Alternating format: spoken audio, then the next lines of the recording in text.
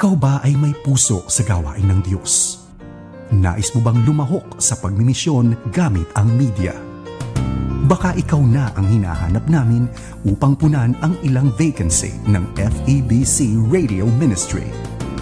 Ang 1143 DZMR ay nangangailangan ng radio technician, graduate ng GRCO o ECE, may first-class radio telephone license, at computer literate. Ipadala ang inyong application letter, resume at photocopy ng transcript of records at isang 2x2 photo sa 1143 DZMR at febc.ph o personal na mag-apply sa opisina ng DZMR sa Sefton Village, Barangay Divisoria, Santiago City. Para sa iba pang detalye, mag-text sa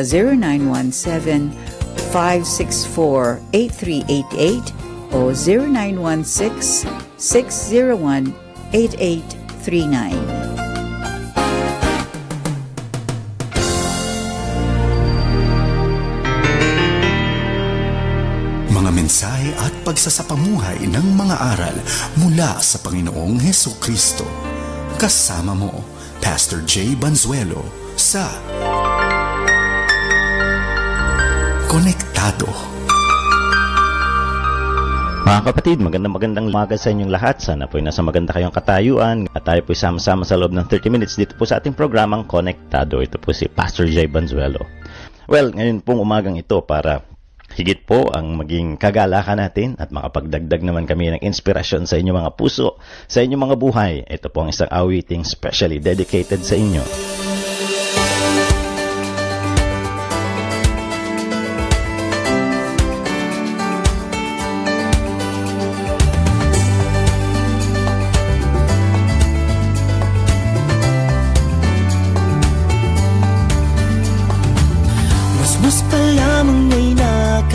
Na mula sa pagkahimbing, hardin sa panalangin sa umaga, sa ating pagising, masarap na kapiling.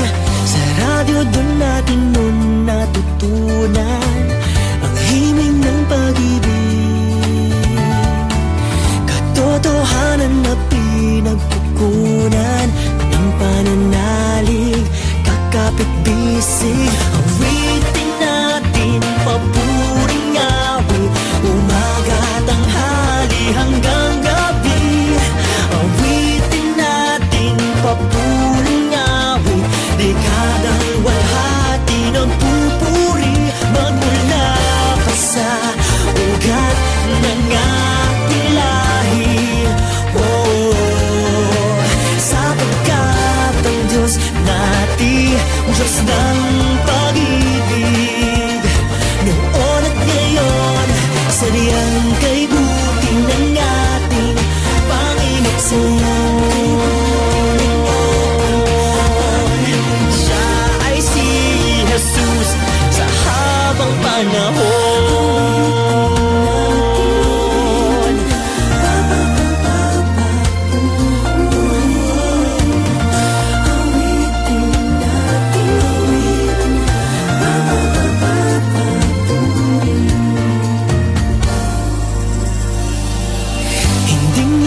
Magsasawang umawit, paulit-ulit pa man.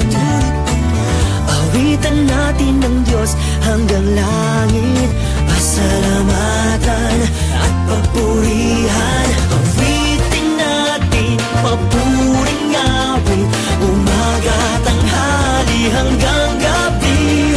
Awitin natin, papuring awit, dekadang walhati ng pupuri, magmula pa sa ugat ng ating lahi. Oh, sapagkat ang Diyos natin, Diyos ng pag-ibig, noon at ngayon, sadyang kay buti ng ating Panginoon.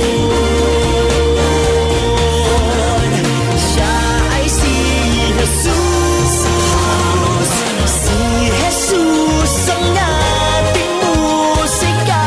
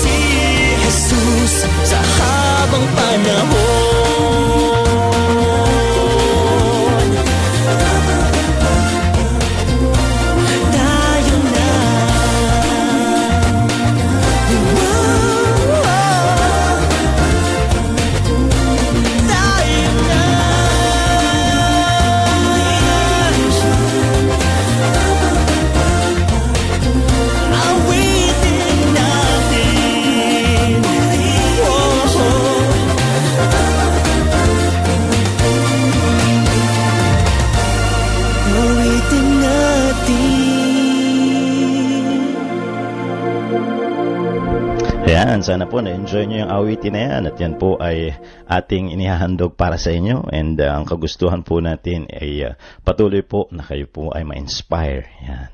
Ngayong araw kasi na ito, atin hong itutuloy yung pang-apat at siyang huli sa atin pong 4-part series about stress. Actually, yung plano ho natin sana ay last weekend matapos po natin pero mahaba po yung materials natin. At sa mga humihingi po ng materials, well, yung iba po ay napadalhan ko na basta patuloy po kayong mag-communicate sa akin through Facebook. Meron po akong account, Jonathan Edwards Banzuelo.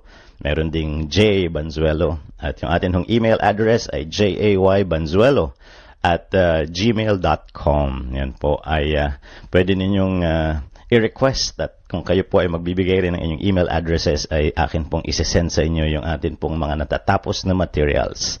Well, natapos na po natin yung definition ng stress, na ipakita natin yung pangangailangan sa stress, kung paano i-manage yung stress, ano po ang mga talata na nakapagbibigay sa atin ng, anong tawag natin dyan, paunawa na hindi natin dapat dalhin ang mga kabigatan ng buhay ng mag-isa. Kinakailangan po nandyan ang presensya ng Diyos at kinakailangan po talaga yung trust and faith in God. Very important na mga bagay-bagay po yan. Yan po ang paalala sa atin. Ano po? At ngayon naman po, tingnan natin yung model ng Panginoong Jesus on how He approached yung iba-ibang klase ng mga stressors na Kanya pong kinaharap nung siya nandito sa lupa at naglilingkod. Dahil napakaganda po.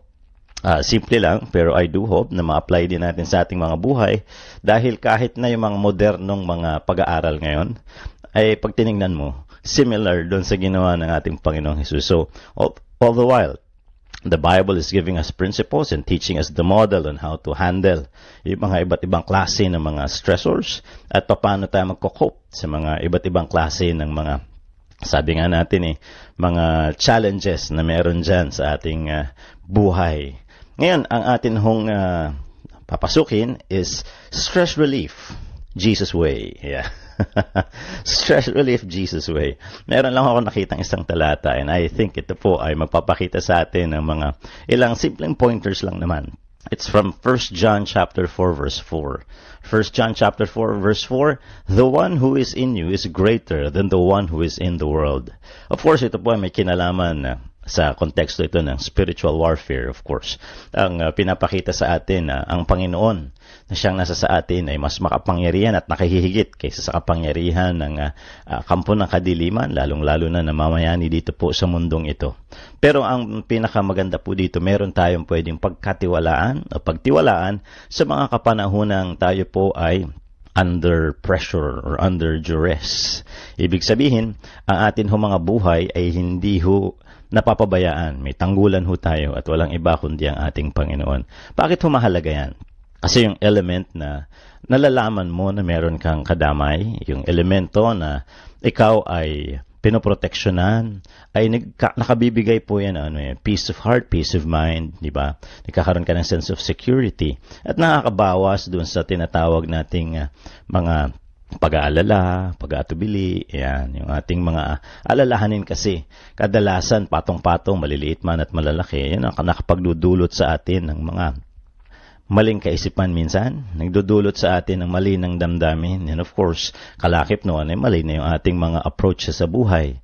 Nagkakaroon na tayo ng mga pagkilos, nagkakaroon na tayo ng mga pag-iisip, na paggalaw na nagkakaroon po ng negatibong epekto hindi lang sa atin kundi sa iba.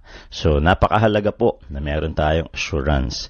Ang sabi daw po dito, pagka tinignan natin yung ginagawa ng Panginoong Jesus, yung una is understanding stress, no? Kagaya po ng ating definition nung last weekend. Ang stress ay hindi po yung mga nangyayari. Yung stress ay dulot ng iyong pagharap o pag-cope at yung pakikitungo sa mga bagay na nangyayari sa iyo.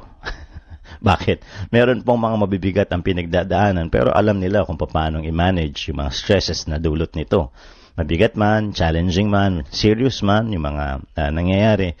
Pero the way they handle it, no? The way they face it, very important.